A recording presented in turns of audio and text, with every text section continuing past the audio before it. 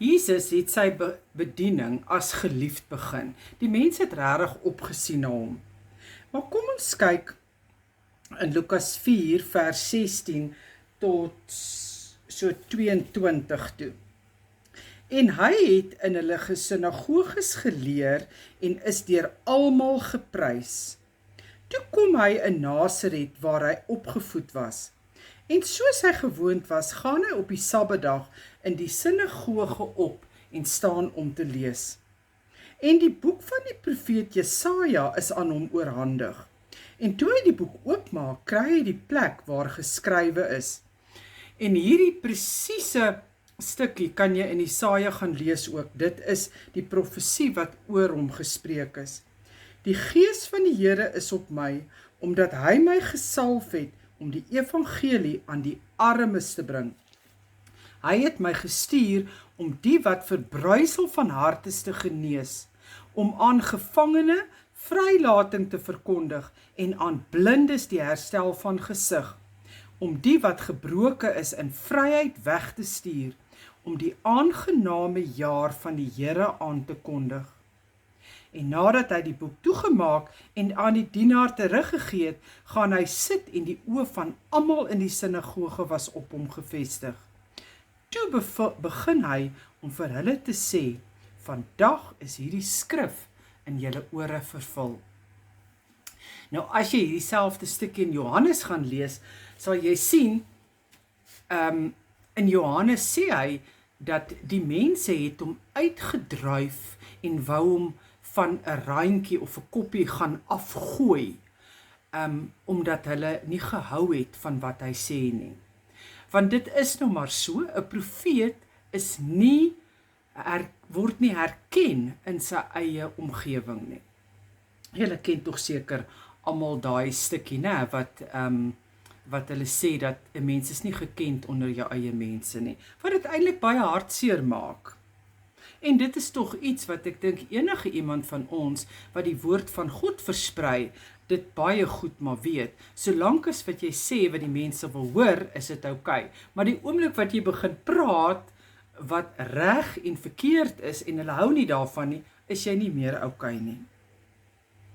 As ons gaan kyk na Lukas 4, waar Satan vir Jesus in die woestyn gaan tempteer het en probeer mislei het en verlei het met versoekinge, kan ons sien dat God was 100% God, of Jesus dan nou, en hy was ook 100% mens gewees. So hy was honger, en Satan kon hom verlei het met daai menslike ding van ons. Ons almal, veral vroue weet, as ons die eet, dan dink ons, ag man, dit wat ek agter almal se rug gou uit die yskas eet, is oukei, dit tel nie. Niemand sal daarvan weet nie. Maar onthou, Jesus het geweet, dat God sal weet, sou hy iets uit Satan se hand uit eet. Want om Jesus te volg, kom met 'n prys, 'n duur prys. En dit beteken, ons moet ons alles gee. Jy kan nie net die helfte gee nie. Godsdiens is nie evangelie nie. Dis twee verskillende goeders. As jy familie en vriende om jou wil hê, wat jou aftrek en jou maak dat jy nie 100% vir Jesus volg nie, dan moet jy hulle afskud.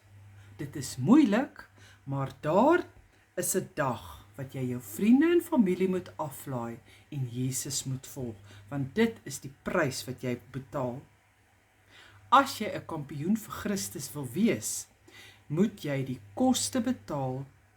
Wat is jy bereid om op te gee, om God te volg, om 100% vir God te leef?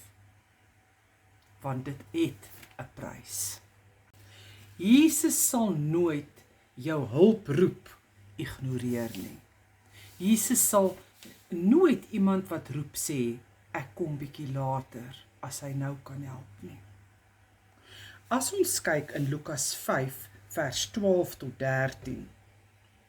En terwyl hy in een van die stede was, kom daar 'n man vol van melaatsheid.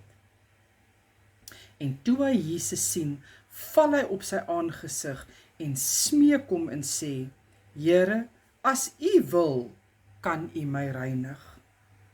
Daarop steek hy, dis Jesus, die hand uit en raak hom aan en sê, ek wil, word gereinig, en dadelik het die melaatsheid hom verlaat. As ons dieselfde stukkie gaan lees in Markus 1, vers 40 tot 42, en daar kom 'n melaatse na hom, wat hom smeek en voor hom op die knie val en vir hom sê, as U wil, kan U my reinig. En Jesus het vir hom innig jammer gevoel, en die hand uitgesteek en hom aangeraak en vir hom gesê, ek wil, word gereinig. En toe hy dit sê, het die melaatsheid hom dadelik verlaat en is hy gereinig. En daai woordjie innig jammer in Grieks beteken splaghnizomai. Dit beteken to be moved by pity or compassion. Want sien, Jesus het hierdie man innig jammer gekry. Want melaatsheid is nie net 'n siekte wat sere op jou lyf gemaak het nie. Dit was hoogs aansteeklik geweest. Daarom mag hierdie mense nie in die stede ingekom het nie. Hierdie mense moes oralste waar hulle loop geskree het, ek is melaats, ek is melaats, ek is melaats. Kan jy dink, mense siek, jy voel nie lekker nie, jou lyf is vol sere, en dan moet jy dit nog die heeltyd aankondig ook, die vernedering. Hulle mag nie hulle hare gewas het nie, sodat mense kon sien hulle was melaats gewees. Hierdie siekte melaatsheid het eintlik jou senuweestelsel aangeval. Dit is waar dit begin het, sodat dit jou senuwees van binne opgevreet. Iets interessant is, hierdie mense het gewoonlik 'n kat gekry, want die kat moes die muise vang, wat jou vingers en jou ledemate afeet terwyl jy slaap, omdat jy dit nie kon gevoel het nie. En dit is letterlik wat gebeur het. Jy het nog geloop, dan val jou hand af. Dit is wat melaatsheid gedoen het. Maar die Here kry hom innig jammer, daai splaghnizomai, innig, moved with pity and compassion. En hy staan nie op 'n afstand van hom nie, hy raak hom aan, en hy sê vir hom, word gesond. Want hy het hom innig jammer gekry, en die liefde wat hy vir hom het, laat hom aanraak om hom gesond te word. As ons gaan kyk in Lukas 7, vers 11 tot 15, dan kyk ons weer eens na buite die stad. En die dag daarna was hy op weg na 'n stad met die naam van Nain, en baie van sy disippels en 'n groot menigte het saam met hom gegaan. En toe hy naby die poort van die stad kom, word daar net 'n dooie uitgedra, die enigste seun van sy moeder, en sy was 'n weduwee, en 'n groot menigte van die stad was by haar. Nou dis belangrik dat ons moet weet, dat 'n weduwee is afhanklik van haar oudste seun om haar te versorg.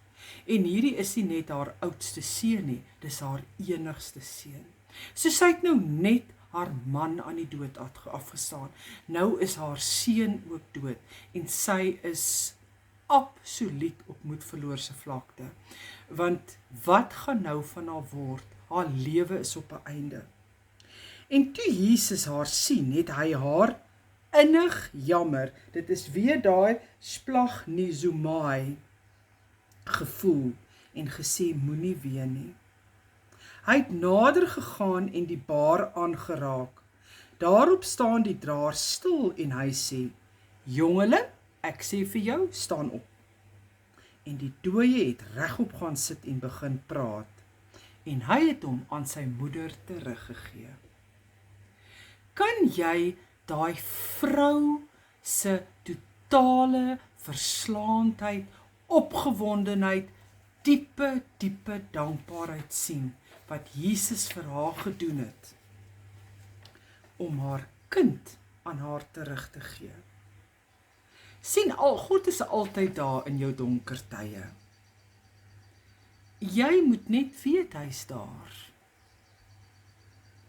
As ek dink aan alles wat al met my gebeur het, dat ek alles verloor het, die hele storie rondom my pa, wat julle iewers op die blad kan gaan luister, my skoonpa wat oorlede is, my man wat my amper probeer vermoor het, die egskeidings, die beroerte wat ek gehad het, dan weet ek, God was altyd daar. God het vir my ook innig jammer gevoel. Dis nie oor wie ons is nie, dit is sy wil. Hy laat ons belangrik voel, elke een van ons, om ons aan te raak.